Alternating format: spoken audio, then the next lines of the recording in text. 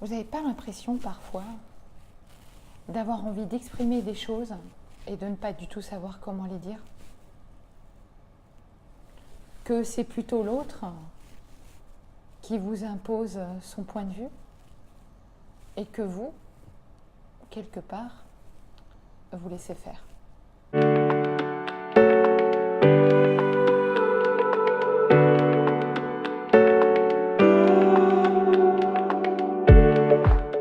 Bonjour, je suis Vanessa Millet, coach, conférencière, formatrice et j'accompagne les leaders de demain à transformer leur potentiel en réussite. Alors vous l'aurez peut-être deviné, de quoi je vais vous parler aujourd'hui? De l'affirmation de soi. Alors l'affirmation de soi, ce n'est ni chercher à dominer l'autre, ni à le contraindre, ni à le forcer à adopter votre point de vue. Vous savez, la façon dont on communique provient beaucoup de notre éducation. Et on aura tendance à reproduire ces schémas de communication avec les autres. D'ailleurs, il y a 3 grands types de communication, 3 façons principales dont on s'exprime face au monde. La première, c'est l'agressivité. On cherche à imposer notre point de vue par l'agressivité.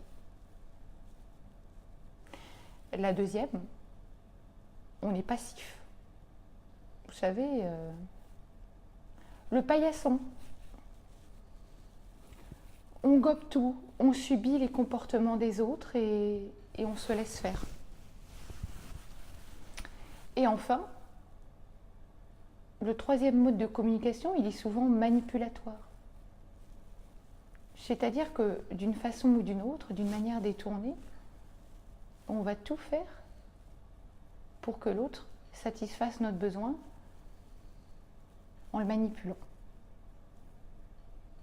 Et il est évident que ces 3 modes de communication ne peuvent que conduire à susciter des rancœurs, de la rancune, des remords même aussi parfois, et ça va entraîner de la vengeance. C'est-à-dire que la personne va avoir envie de se venger, de vous attaquer à son tour, parce que quelque part vous allez toucher à son intégrité, et du coup son estime d'elle-même va diminuer, va dégringoler. Donc ces 3 types de communication sont hyper destructeurs en réalité. Alors l'affirmation de soi, qu'est-ce que c'est exactement? C'est notre capacité à être assertif et en fait, c'est notre capacité à exprimer, à dire les choses, ce qu'on pense, ce qu'on ressent, mais toujours en cherchant à préserver l'intégrité de l'autre. Ça, c'est vraiment très très important. Cherchez toujours à respecter la personne. Souvent, et c'est tout à fait normal, on le fait tous, c'est normal d'avoir envie d'imposer son point de vue, que l'autre reconnaisse qu'on a raison, voilà. Mais en fait, vous n'arriverez à rien comme ça si ce n'est susciter la rancœur, voire la haine, et la personne fera tout pour se venger. Donc ne cherchez jamais à humilier l'autre. Bien sûr, on ne le fait pas nécessairement exprès, mais c'est très important de réfléchir à notre façon de communiquer. Alors c'est très important de s'affirmer, mais ne vexez pas l'autre.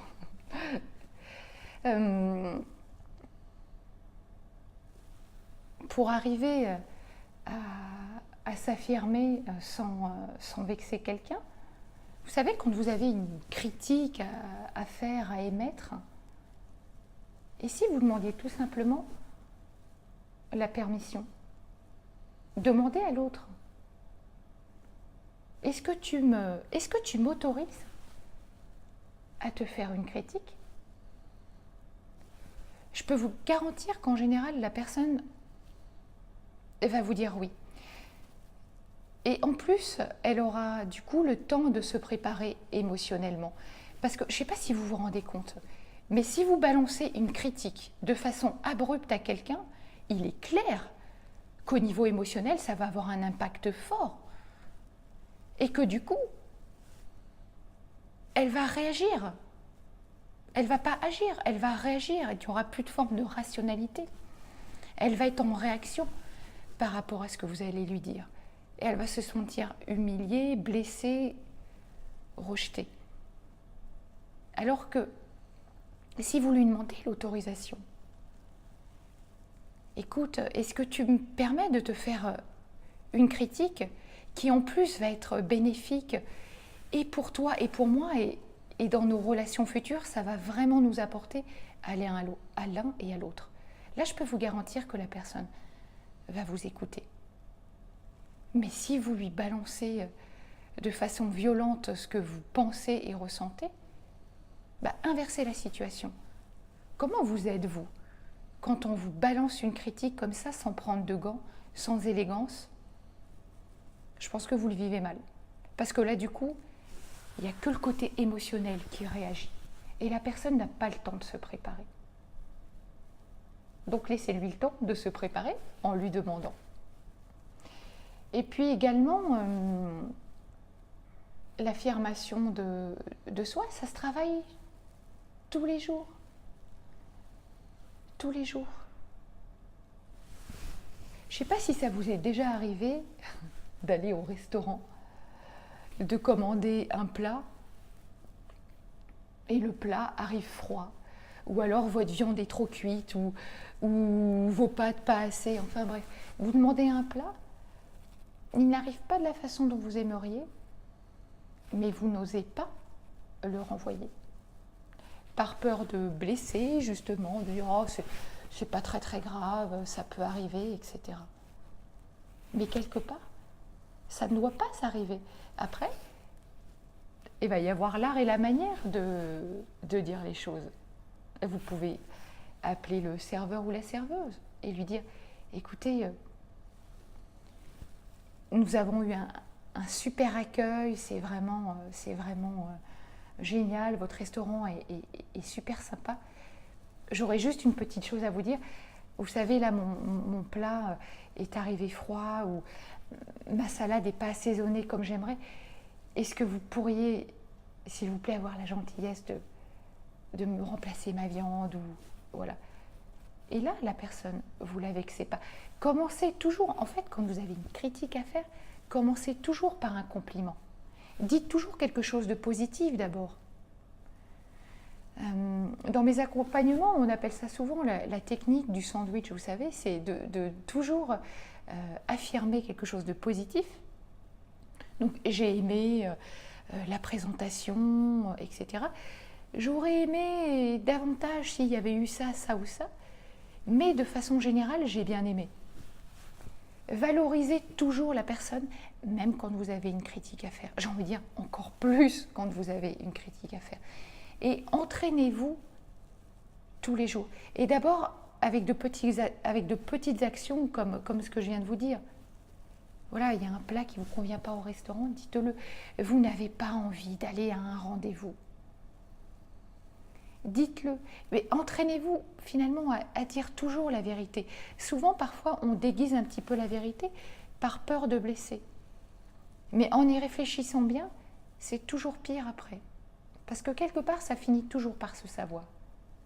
Alors que si vous dites à la personne, écoute, j'apprécie énormément ton invitation, mais tu sais, là ce soir, j'ai vraiment quelque chose d'important pour moi, j'ai besoin de prendre ce moment pour moi et on se verra à un autre moment, on se rattrapera, mais là, c'est très important, j'ai besoin de ce moment pour moi. La personne, je peux vous garantir qu'elle comprendra.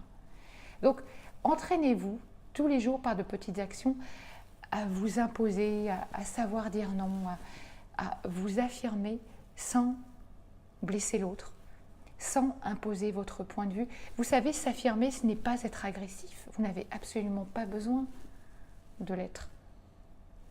S'affirmer, c'est donner son mode d'emploi à l'autre. Ça oui. Dites-lui ce que vous êtes capable d'accepter et ce que vous ne voulez surtout pas accepter.